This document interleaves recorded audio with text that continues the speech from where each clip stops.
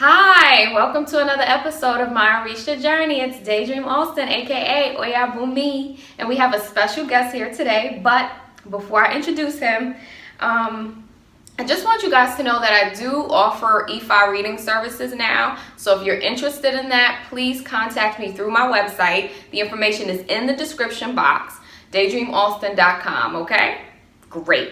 So I'm really excited about having our guest here today. This is my Baba, my teacher, my Babalawo Ifamuwagun. I'll be referring to him as Baba, which means father, throughout this duration. He's from the Ifa house of Ire, and I'm really excited to have him here because over the course of about 5 years, I've been under his tutelage. He has this common sense approach to teaching Ifa that is so awesome and so helpful. So I really wanted you guys to hear him out today. So me and Baba were speaking recently about this trend we see of people kind of rushing to the tradition and coming in and wanting to initiate right away. And I was telling Baba, I understand why people feel that way, because when I just came in, I was like gung-ho, and everything you told me that I needed, I thought I needed it right away. So I was just really excited. But we want people to know that Ifa is a slow process. Practicing this tradition is not a fast food approach. It takes time, right? And this is something that we want to get across. So I understand, because I was excited. But Baba, what are your thoughts on this trend of people kind of rushing in to initiate into the tradition? It's like they have such an urgency. First of all, I'd like to take this time out to greet everyone. Aboru, Aboye, Aboshike, Oshishe. Peace to everyone. We live in a microwave society. Everything happens quickly, you know what I mean? So part of that is the same with the tradition. A lot of people want things in immediate gratification, quick, fast, in a hurry, but it's funny that you said something a few minutes ago that resonated with me, where my Lou always says, this is not a happy meal. The happy meal, it's all one little package, you get it quickly, no. And Ifa, one of the tenets of Ifa is patience, and then they say Ifa moves at the pace of us, the smallest ant. So the bottom line is, a lot of people, get excited. It's a novelty, something new. The kid with the new toy. It's understandable. However, bit by bit, everything is done in Ifa. Right. So the thing is that haste makes waste. So you go rushing into something you don't even really know about it. You haven't taken time to really explore it. So we have a natural tendency as people, like, we get excited about something. We want to know who, what, when, where, get all involved. It's like you get a new car, you want the car with all the toys. The thing is, though, with your spirituality, the Ifa, and anything in life, you should take your time, explore it first, find out what it's really all about. Because one person's experience is going to be different from the next. So a lot of times people, for instance, they'll go and come for a divination session. Their friend says, I had a great session, and I came out with Ire. For those that don't know, Ire is like the good omen. So now, the next person comes expecting the same like and kind and the same news. But theirs doesn't come out quite that way. And it shouldn't, because we're all individuals, we're all very unique. So a lot of times what happens with people is that, we tend to become copycats and mimic everything. It's true.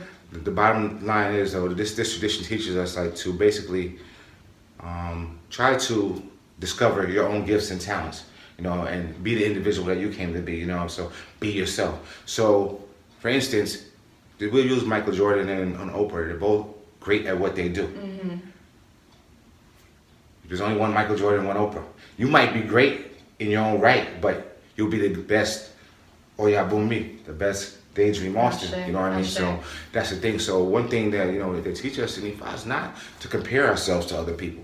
You know what I mean? The only person you're in competition with is yourself, which brings me back to the point of people rushing, you know what I mean? Because when you're running from things and running to things, you don't know where you're going a lot of times, so you could run into a lot of problems. That's the truth. And then what happens is we tend to set unrealistic expectations based on what we see, not what we know, but what we see.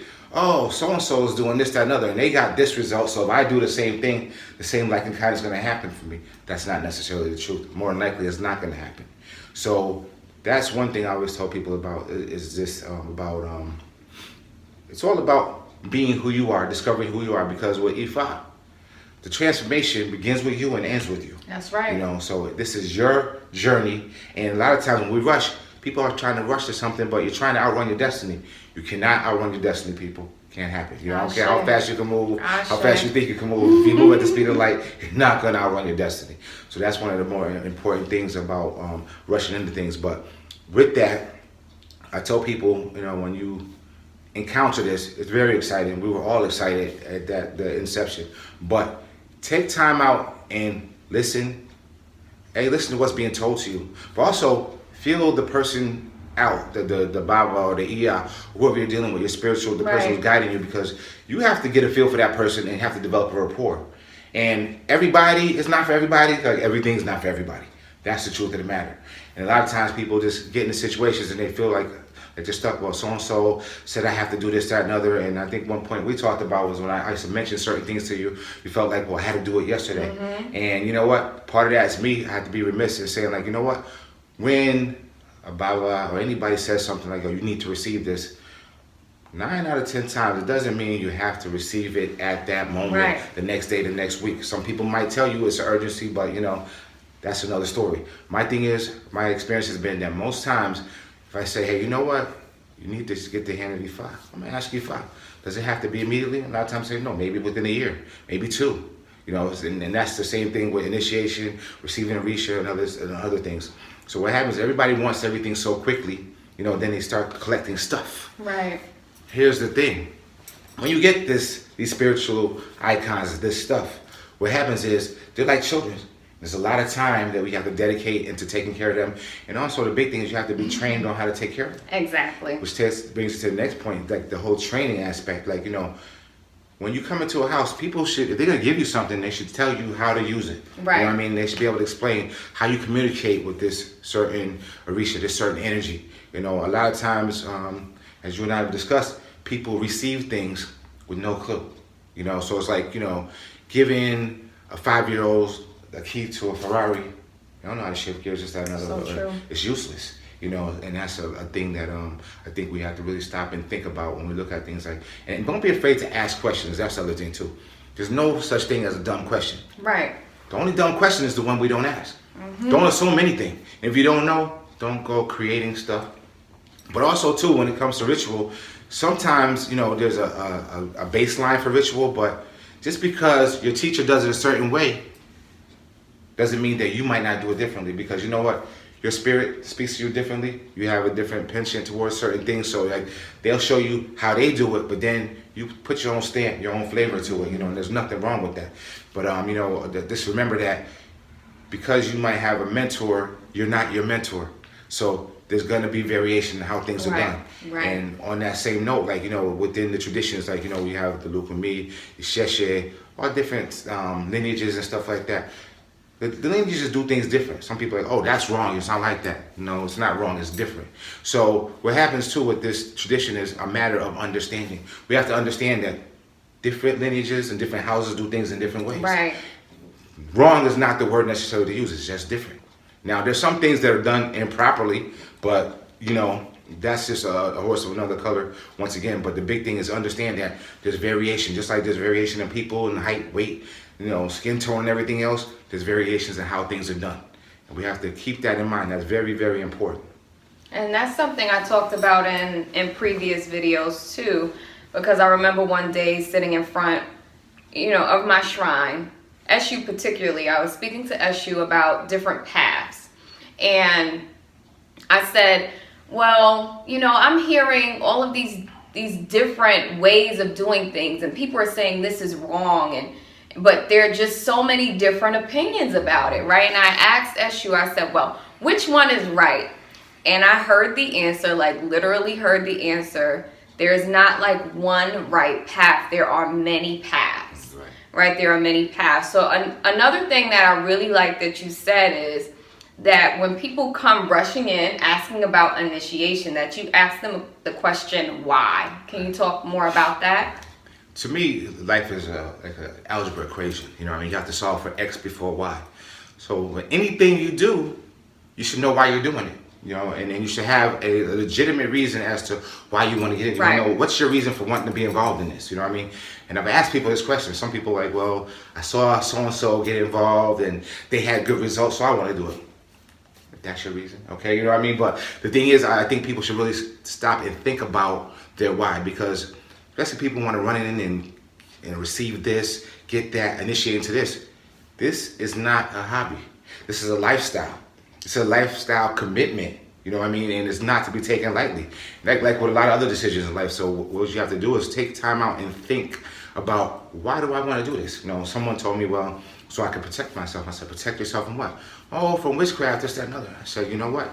That's your why. However, I think you should delve a little deeper. Right. You know, because if you understand what Ifa is about, it's about your destiny. You know, and Orisha helps you to achieve your destiny.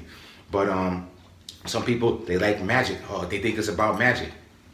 I can't say that they're right or wrong, but you know, in the grand scheme of things, I think they're gonna find out that the magic is in you, how you purport yourself, how you conduct yourself, your character. That's where the magic comes in. It's like what you do or don't do.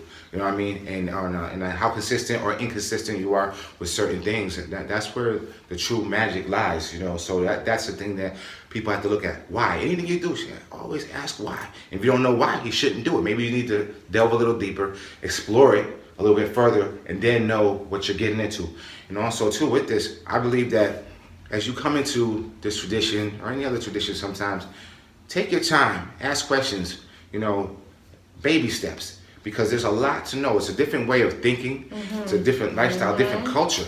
So at the end of the day, you know, a lot of your thoughts from the culture in which we were raised in or live in will definitely vary from the reality of what you're getting into. And this is where people get into things and all of a sudden like, oh, this is not what I thought it was, or the Orisha aren't looking out for me, because they have false expectations. And my thing is this, initiation will not change everything in your life. That's it. Initiation means to begin. One thing ends, another begins. So it's like a ritual death, and you have to be reborn and begin anew. However, people think, well, you know, it's like Superman walks into the telephone booth, turns around, I'm initiated, and guess what? Life is going to be great for me. No, that's when the work begins. You know? And that's what I'm always trying to get across to people, because you know, I was saying to Baba earlier that it's like being a baby Christian. You know how zealous like people are when they first hear about Christ? That's how I was when I came in, right? So if you're new and you're just coming in and you hear about Oshun or Shango, you're like, oh my goodness, this is awesome. And you start just getting excited and thinking that everything happens magically and it happens quickly, and you become psychic after you initiate, and all of these things just happen for you. Yes. And I remember having something happen to me recently where I really felt like, damn, how am I still going through things like this when I have this arsenal, when I have this spiritual protection? And it's because I also have a destiny, right? And destiny says that there are certain things I need to learn here and need to go through. But Baba, what I'm trying to explain, I think, as I go through this series, is that Ifa is about the long game. Yes. This is not about immediate gratification, and if that's what you're looking for, you're not going to get it. So guys, we're gonna stop here because I'm trying not to keep the videos too long. I will have Baba back on other videos, so please tune in for that. And if you're interested in getting a reading with him, how long have you been a Babalawo? Since 2011. Wow. Learning every day, studying every day. So it never ends. It's a lifestyle and a lifelong, you know, passion. And it's about growth daily. Ashe. And if you're interested in getting a reading with him, you can contact me through my website, daydreamaustin.com. The information is in the description box. Let me know that you're interested in getting a reading with him. He's based in the Northeast, but he does the readings over the phone. So if you want that, just contact me. Baba, thank you so much for being here. Thank you for having me. Yes, and we will see him again. Bye, guys. Thanks so much. Double.